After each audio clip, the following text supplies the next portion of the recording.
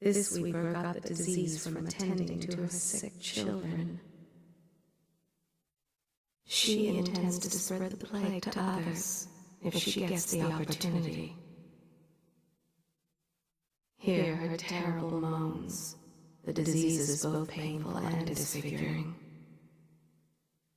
Soon this weeper will be too ill to eat or drink. She will not suffer much longer. She does not remember her former life. All she has now is this. You cannot help her. The finest elixirs in Dunwall cannot help her now. They sheltered her for a time, but when the blood came from her eyes, they sent her out, called her a weeper. She bought the finest elixirs. Perhaps she did not take them in time. The overseer told her it was her own misdeeds that brought the plague to her. She still has some awareness and strength. Do not provoke her. They suffer from plague. The sickness attacks the breathing, eyes, and ears, and lays waste to the brain. The weepers, they live in constant misery until death finally releases them. Whoever they were before, now they are victims of the contagion. Weepers. Weepers may look helpless, but they are not. The sick spread more than the disease. They spread panic. They are called weepers. They can languish like this for many weeks. Have pity for those afflicted, but a warning, pity them from afar.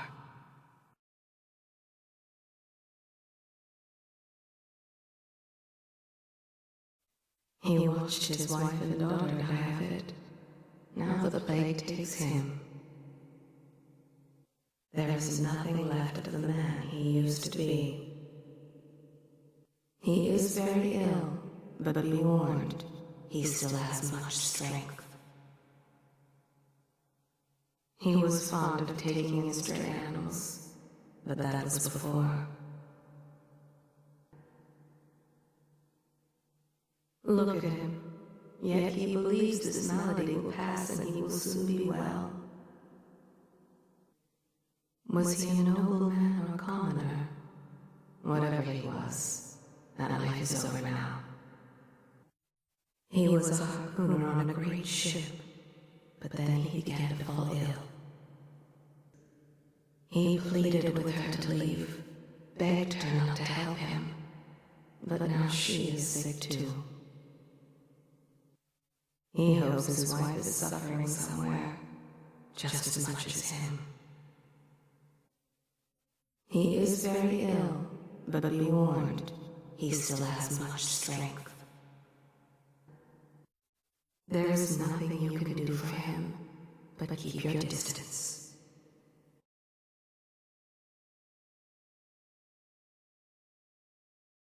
Nothing else will grow if there are river crusts nearby. In the old days, the rivermen scraped away the crusts, so gentlemen and ladies could stroll by the river unaccosted by their foulness. Only the very rich can afford a necklace of river pearls. Some say they feed on tears, and they have grown so very large of late. They send orphan boys into the water to find the pearls hidden in the crusts. The pearls last forever, not so the poor boys. When they grow in great numbers, the fish won't come. The old rivermen say this of the crust: the more vile the spit, the more value the pit. Beware the river crust.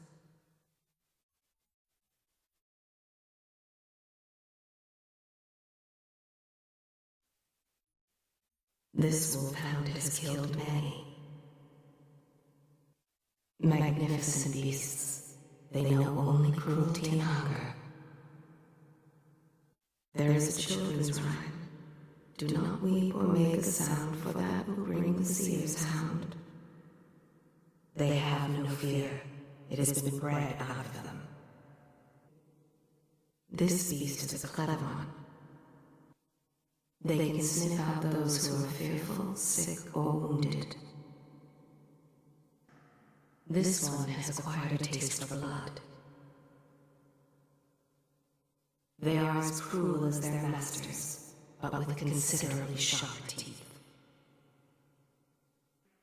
He will protect his master.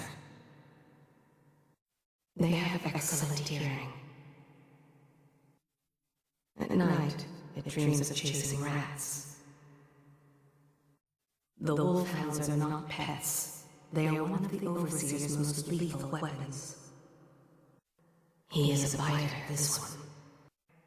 Wolfhounds, massive beasts. This one is no more than a pup. He'll grow into those paws. The Overseers bring their hounds to sniff out wrongdoers.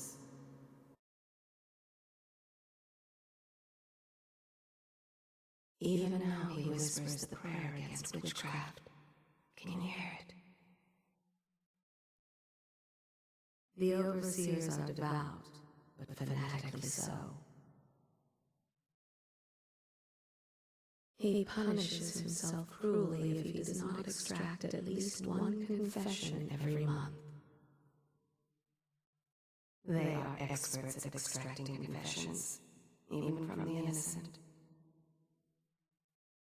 He has no care if the ones he kills are heretics or innocents. They never rest. Their grim task is fueled by devotion to the Abbey of the Everyman. They made him watch when they tortured his parents for their worship of the outsider. The Overseers employ many mysteries to find those they call heretics. He wonders when he will be able to return to the Abbey. Should Overseers come to call, know your strictures one and all. He recites the 7 strictures, but he is thinking about blood ox steak.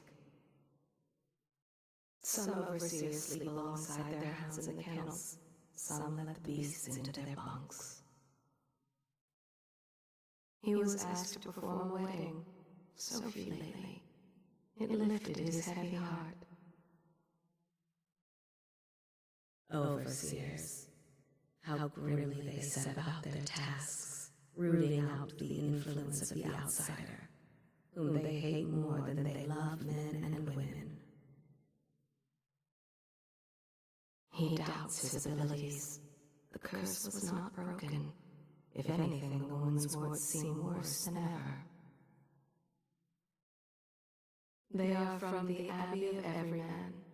They hunt for heretics. He fears the influence of the outsider.